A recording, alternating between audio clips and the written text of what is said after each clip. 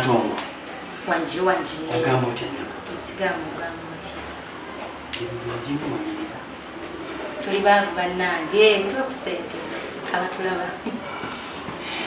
Ate nga gwalina okuba wakwalabika obulungi bwatyo.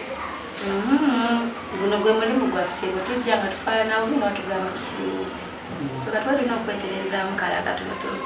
Yibane, happy birthday dear. Thank you so much. Bannange. Ede amasali bw'amalungi.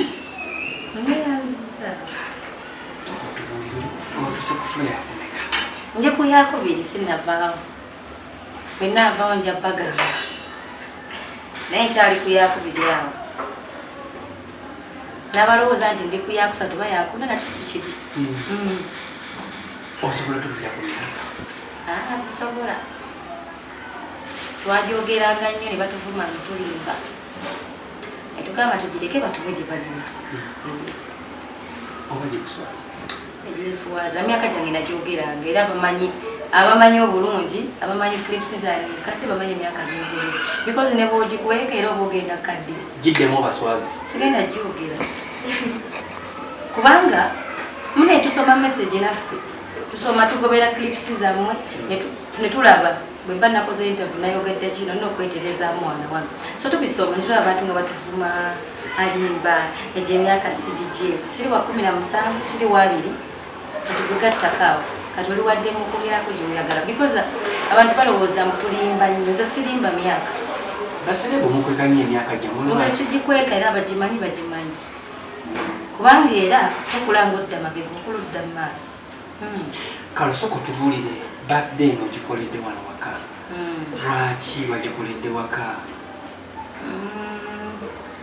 sina ewaka wano eno kikolanga buli birthday yange sigamba nti nkikoze leero buli mwaka birthday yange nfumba lunch mikwano gyange giri okumpi abewaka family netulya ffenna ne sigirya nzekka kuba siri muntu w'abantu sikyaza nnyo bantu sikyala nnyo so kati ku olunaku olwo naluwayo nti nfumbira abantu bange abanjagala nembayita asobodde najja atasobodde nakola ki owulira otya okubanga watuseeko omwaka guno gw'amazaalibwa owulira otya lwendakala mpulira bulungi kubanga ebintu bigenze mu ggwanga emyaka 2 emabega sibadde byange kubira ddala mu kulonda okulonda kwali nakugwa ndi 2021 sijejebiri bintu tebyali byangu abantu baafa abantu balwaliramu abantu bizinesi zaabwe zaagwa abantu babulwa ekyokulya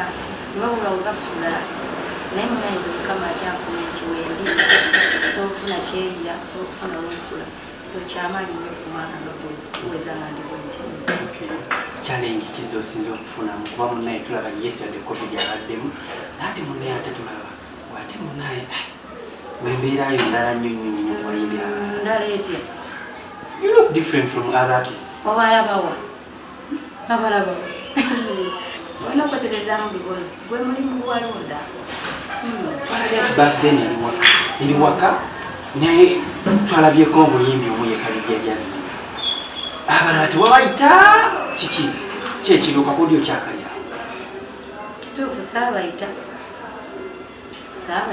osanga bandize naye nga bangi mikwano gyange naye lidia mbeera nnyo naye kale kati eyanyangwidde ate abayimbi bamanyi olina ogojja okuyita leme kujja kati saagala nnyo kwezaawo neetoolole n'abayimbi obamanyi saagala nnyo neetoololera muntu njagala nnyo omuntu anyangwira gwe tukkaanya tegalidde byekwatagana nnyo naye Lidia nkwatagana nnyo naye tasobola owamudaba ne ku birthday kitegeeza waba yampita of course that is movie ba Grace Kani kyalimu nnyo naye Grace Kani tulina ensonga zaffe za munda nayogedde naye ebatisaamu sena Vivian Ntendo yazze Ruth Ngendo yazze ye Grace Kani mulwadde natwayogedde nemugamba next time kyakuba kulaki nekitegedde yampadde nekimuli yampereza nekimuli ekirungi padde tugamba nti Grace Kani teyazze ku mukolo gw'omusonga ki ye tewamuyita ati kugamba nti Grace yabadde mulwadde naye twabyogerako byonna abadde akimanyiko yampereza ne delivery apereza ekimuli ekirungi ennyo kyekyasinze mu myezi yampadde sente ate zizo yampadde sente ngera bw'oyogedde ekimuli kya Grace Kanti yakuwa yampadde sente meka tezogera apale mitwala ttaano okakasa alina ensonga ki yazimpadde byaffe nebibya byamundani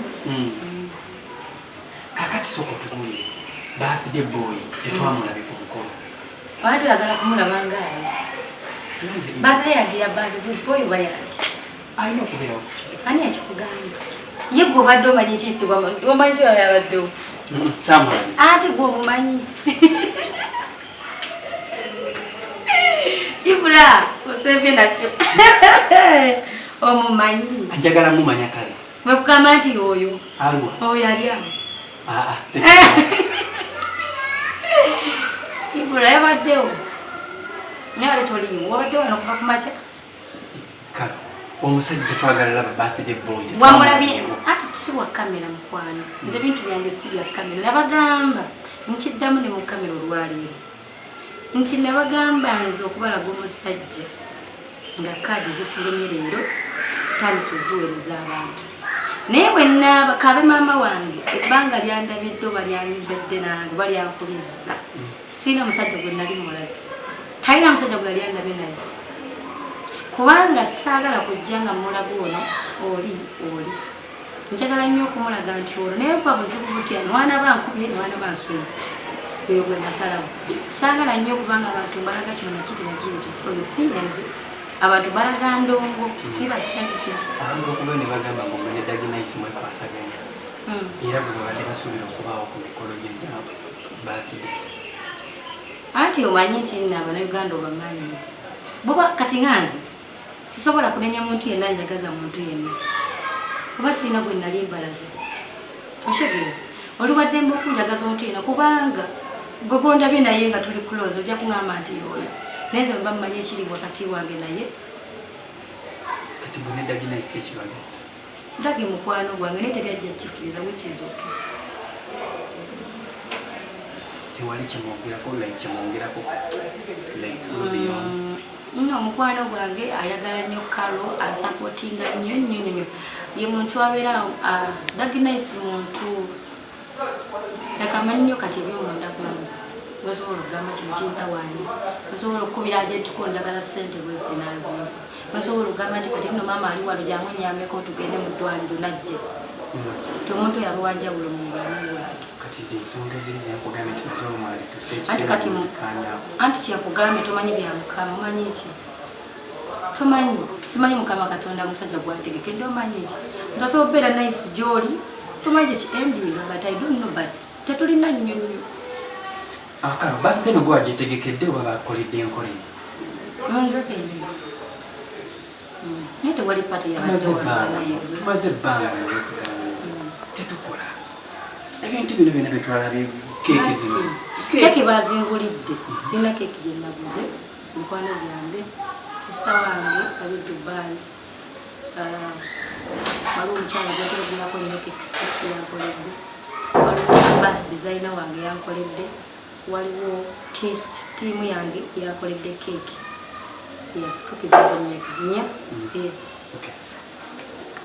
Tell us about your new project.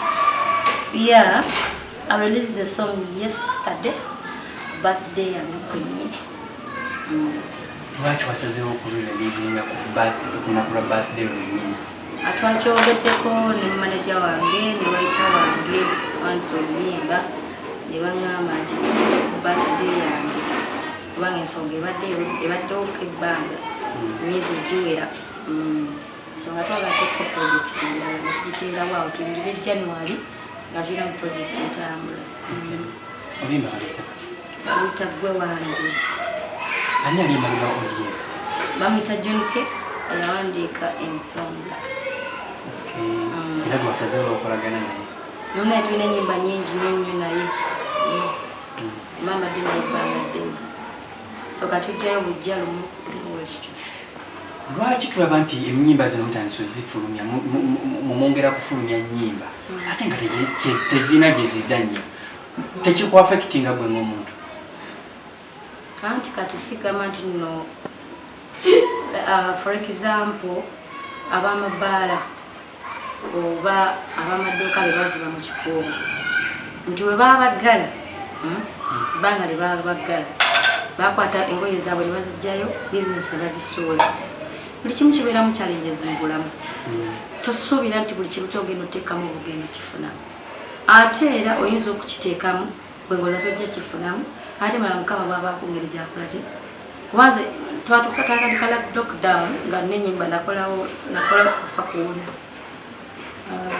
nenkolamu video yendagirira last year kati nenga osiga kunamutabo yini abosegera amachinzitaije kubanga isoka sina new management eri strong nnyo katokata akasente kono kateekamu so ningamba ambi vehicle naye we twali tulya tukaba tuta project ya mzee watu watu walukola dako na acha tujita olimbo lutambule alolima nyinyi we natenso tubwe wache benkola mu emikolo waba kitegera ntugoyinza okulowooza nti nno oyo noonye naye nga tumanyi mukama kyakutegekedde wabula weekend nsiba ku mikolo singa mbadde saaluta badde ngenda kujja wa ssente tugambe nti akasente akakola audio oyo wakati mwoyo lulimba lwata akaki audio ono bwe tutadde byonna ne video sene ze tujja ku mikolo zetukola ki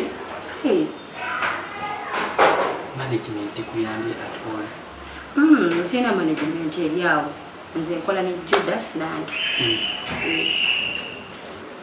kale lwaki tofuna manager baba gyali adde tukolera oyagala manager baba gyali ali serious njagala ali serious ku business tukole kubanga madde ebbanga lyonna nga neyamba ne mwami Keti ali busy ali busy nnyo kati yangambe nsobola okufuna omuntu nakola ki tugenda maaso kati ye wakimuyitiddemu ekyo nakimuyitiddemu akimanyi era omuntu yena ali wiringa okujja okukola ne Karo egundi omulyango gule obadde omaze ebbanga ki ne Keti myaka 6 kati olaba takyasobola nsigama takyasobola bambi naye ali busy nnyo ebintu by'endongo bino abibaddemu ebbanga ddene mukitegeera so waliwo omuntu wabeera nga olabanga ebintu bineno amamiketi yatandika ebidongo nga muto ojjukira tuuka ekiseera ngo bitegeera ali busy yangamba nsobola okufunayo omuntu akola ki ewe atasobola jukira emidongo ekyuka waliwo ebintu batasobola kwewubamu kati okitegeera nga waliwo omuntu omutototo oba atali busy nnyo kale nga so focusinga ku kino kyetuliko netugenda amaaso in case wabayo omuntu yenna akwagalika okujja okumanaginga mu ngeri emu oba endala bwetufudde ku kyagamba nti obulimba managers abamu nga weesunga bo buno mwalina procedures gwe manager oyagala manager kikaki njagala manager amanyi business yaffe amanyi bwetambula saagala bino era ojja ondabanga tojja tukolera ku kyetwagala waliwo abazaabu nangana nnyo omuntu nga amanyi bizinesi eno kubanga eno bizinesi erimu ssente oba omanyi kyokola maazi olaba mbadde ebbanga natukola ne Jude obulire nga weetuli okitegeera so omuntu wabanga agimanyi bulungi nnyo ze kulima kwe kufudde kyembi kiza obulamu bwange ne famire yange kitegeeza nze mmanyi lwaki lwaki nkikola ate nze mmanyi mba ndina omuntu omutuufu asobola okukikola sobola okugenda wala ekitegeeza bino byonna gobadde ngaoteekamu mbadde nteekamu because mwami Keti yampa omusingi naye era abadde wenemwetaaga nga ngendayo naye tekyetaagisa kubanga bakuwa uganda babakyogera batya bakuwa entandikwa ate omuntu nobeera nga omubeerako naye nawe oba okooya ekitegeeza kiringa nga mwana kukula waka buli kiseera tojja kulinda newoba olina otuusa emyaka esobola okunoonya akasente nokomayo wamama oti ngulira empale oba olimba so oli taata wange bwenva nina mbadde nsobola okukyekolera mbadde simutawaani. Okay. Mwami ketadde manager nti oba manager wange baneno business taata. Okay, tunatera okumaliriza. Omukulembeze w'eggwanga yavaayo emabega kawona agamba nti asuubira okututa. Weeteeseteese otya era wowe wagenda otandikira enkesi ng'akutadde. Asooka ate tudde ku kirala. Bange bwetubiwulidde kuva maka muwedde. Namukola abaali n'azaala omwana ng'ate abadde amutukudde mu bbanga. Kalo ensonga eyo gyogerako ki? Kuba tulaba tugamba kuva kuzaala mwana. Sooka otubuulira. Mumwono n'obufumbo bw'abannamuki obulaba obufumbo bw'abacelebrity. Ebiseera ebisinga tebuwangaala. Omuntu agenda n'ofuna omusajja nemutubuuza mufuna dde omusajja omutulagadde. Nengera ku makya nemulaga omusajja nemumuvuma nemuvuma bw'amalaya nemunoonya ebintu ebibamukwatako nemukyayo omuntu we bw'aba yafunye. Owulidde kati omukazi abakwesa olubuto ate era nakyo mukyagala mukimanyi. Ate bw'anaalulwa balaga ate aba teyanyumye nga olubuto alina olubuto. Mulaba bwe yazimbye amatama. Mulaba you people oshegera mukisussa. Kati gwe nnyabo. Kati onaalufuna temujja nakundaba. Mujjaba omwana ng'era kituufu nga bwe yakoze ng'azadde. Bantumwe mumalako emirembe obufumbo ne bufa. Era oyo omukyala mugumu nnyo kubanga atadde omusajja we mulungi mu kamera. N'aba ng'akyakola ki? Ng'akyali naye. Kubanga mbalaba waneeno abewasize ennaku bbiri ne muboogere n'omusajja wali tomulabako kibi bamwogera n'otukwa n'okiraba. Nze nja kubeera mu nkukutu mukwano. Oba ensonga ezo gwe wazivaako toziriiko. Ezaaki? Ez'okuba n'abasajja biki? Osikuno omuntu omukulu ngange. Mba nalwala ki? Kale kino ekibuzo nzija kikubuuza lwe nkusinkana. Obeerawo otya kutugamba tulina musajja. Ani agambye nti sirina kikugambako? Oyagala nnyo okugamba nti wuuno era ali wano musange wali naye tolikyakkiraba mu nsi. Linda bwe ndikuwa kaadi. Kati ofuna ddi nalo lulinde. Nze sigenda kukola gundi yakoze yigula. Munaye gundi yazadde kakati nno nange neseko. Bane tulina ebizibu byemutamanyi. Betwagala osooka omumaliriza. Buli omu akola time table omanyi kyo bangenda zaala mwezi gujja. Lwakwenza siri muntu waleeta buli kimu ku mwange. Bingi byotamanyi byonna nkola. Ebitiro bya mu nkukutu. Mbyagala nnyo like that because birungi nnyo okusinga ebintu bya kamera za mwezi. N'akabuto katugawo obugata. Bye again.